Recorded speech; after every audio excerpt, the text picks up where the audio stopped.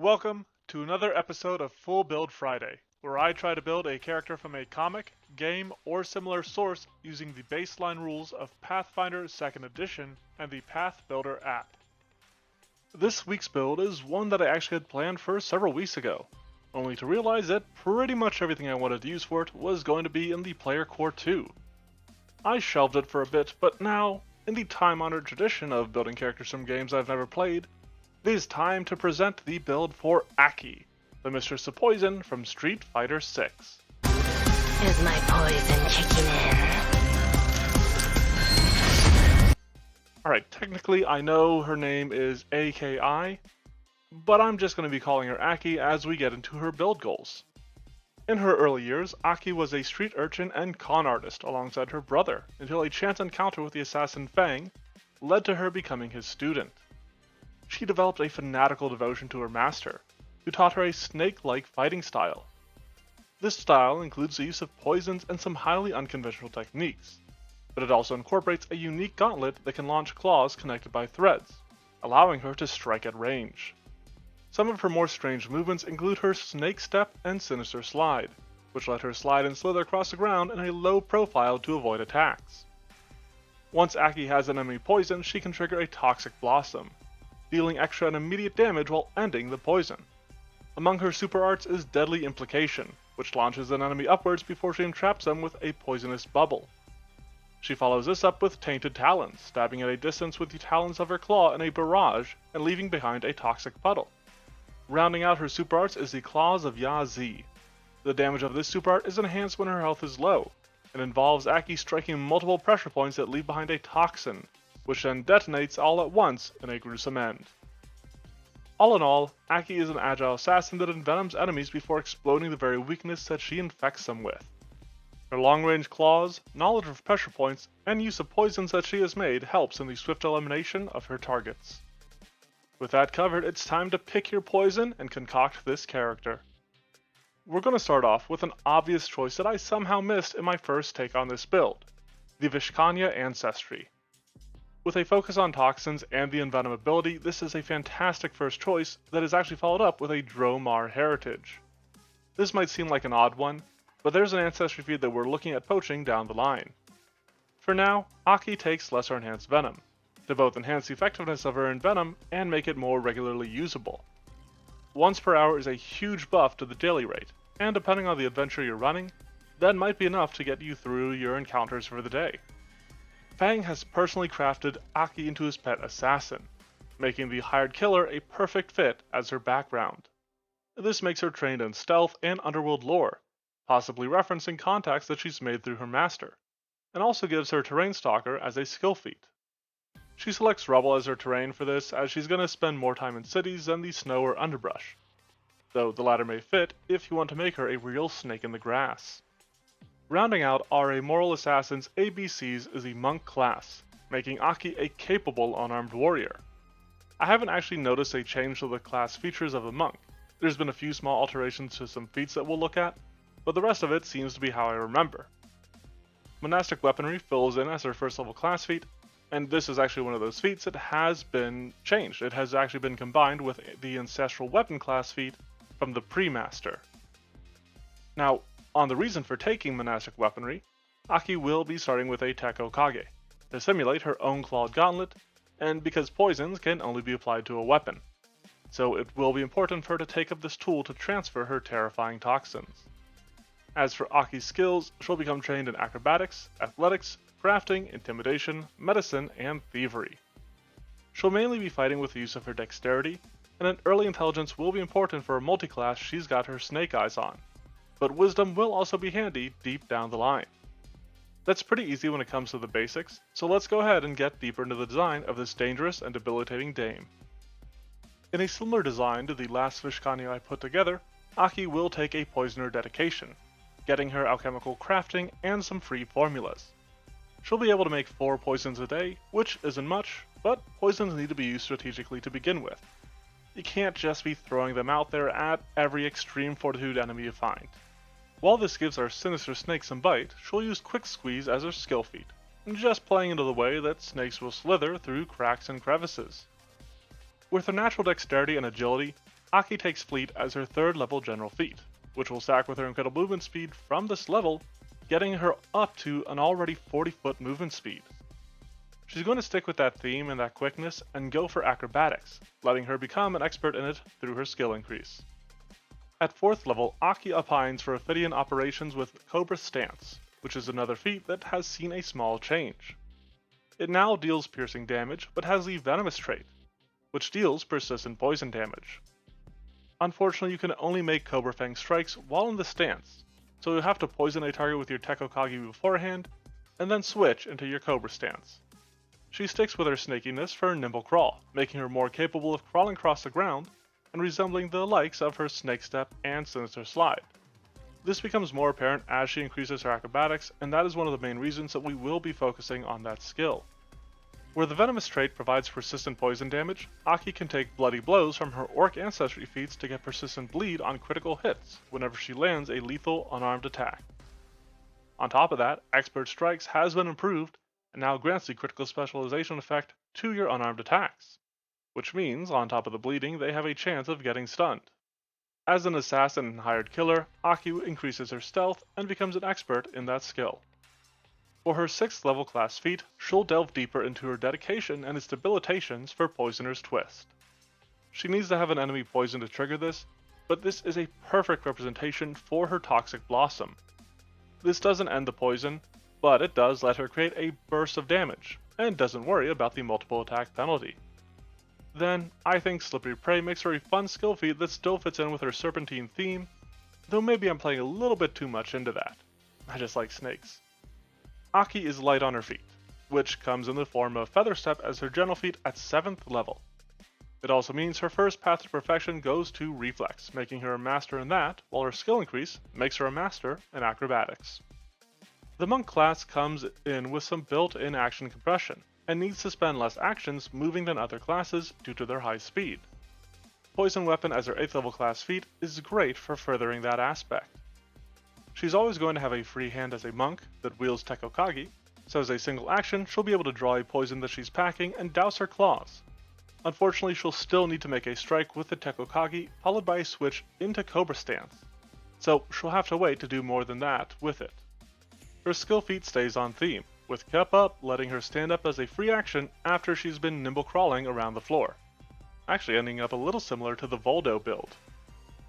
Back on the Vishkanya feats for 9th level nets Aki Moderate Enhanced Venom. This reduces the frequency to once per 10 minutes, pretty much guaranteeing at least one use per combat, while also being a more effective toxin. Then another skill increase makes her a master in stealth. 10th level grants us the upgrade for Cobra Stance with Cobra and Venom. There's a limited frequency on this effect, even though its main ability is extending her reach, which is based on the way that Aki can stab out at a distance with her claws, as most prominently seen in Tainted Talons. This also comes with increased persistent poison damage from her Venomous trait, and between that, the bleed if she can land a crit, and the regular poisons that she inflicts, Aki is the queen of death by 1,000 cuts. Building out of her stealth mastery is Swift Sneak, so that she can sneak at full speed, which should be up to about 45 feet by now. Looking at 11th level, we're mainly taking up options to enhance Aki's resistance to poisons.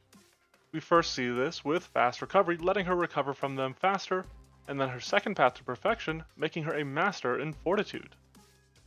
This familiarity and knowledge of poisons may be in part based on her skill increase to crafting, which makes her an expert in that skill. Now alongside Aki's Poisoner dedication, she's also going to use an Alchemist dedication, which we pick up with her 12th level class feat.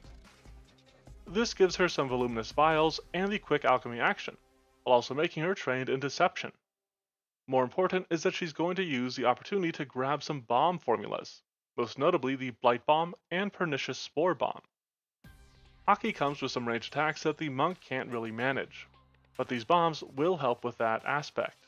While it may be a bit of a stretch, the persistent damage and difficult terrain from the Spore Bomb could cover the actual effects of her Tainted Talons, leaving behind that poison puddle. Additionally, she takes Shadow Mark for her skill feat.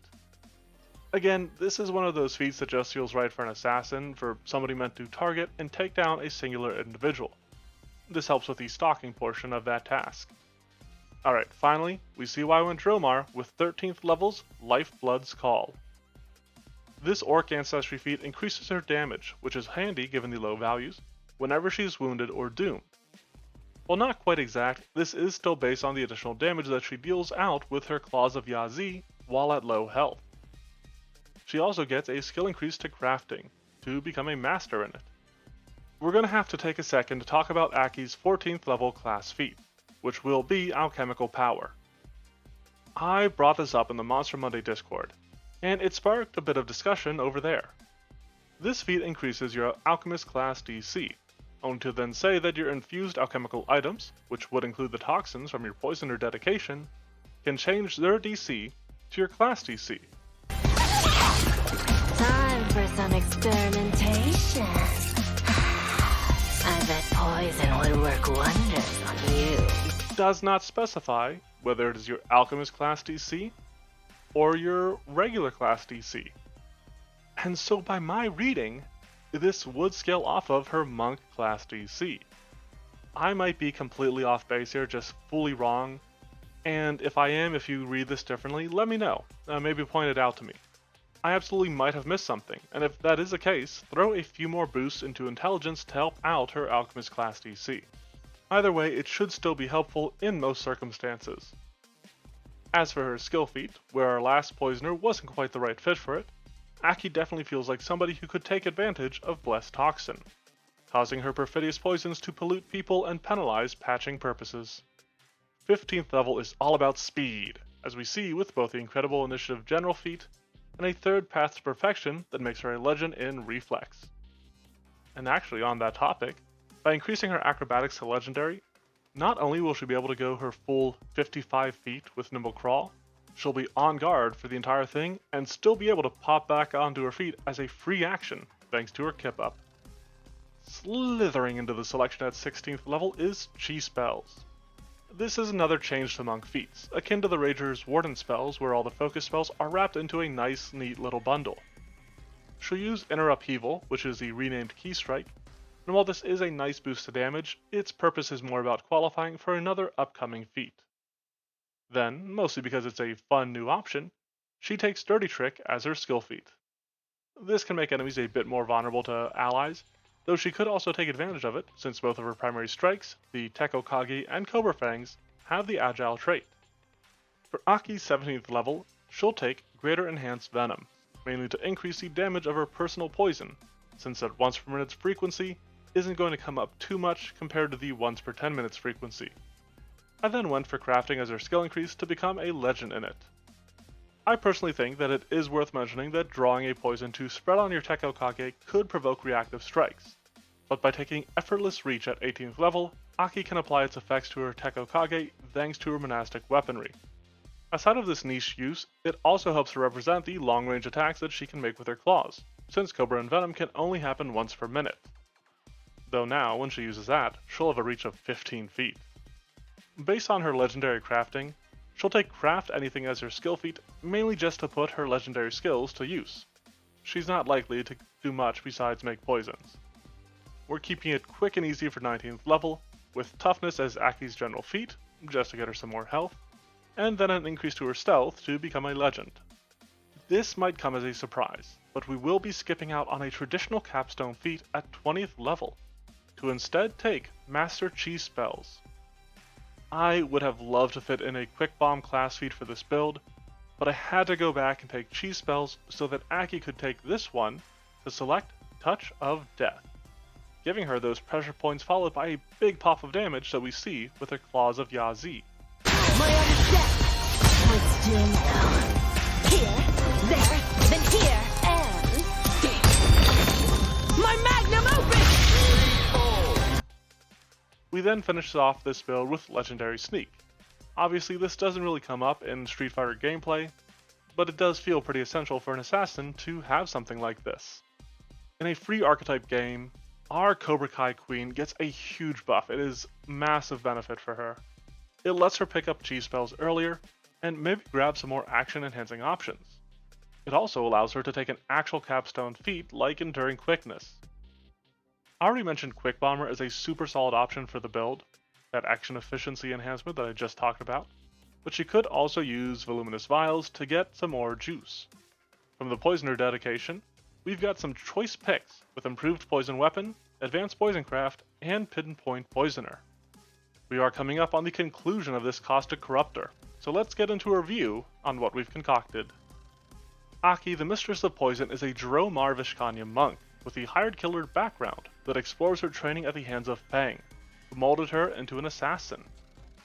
Cobra Stance recreates her snake-like fighting style, and includes the poisons that she uses through the Poisoner dedication, which significantly expands on that entire concept.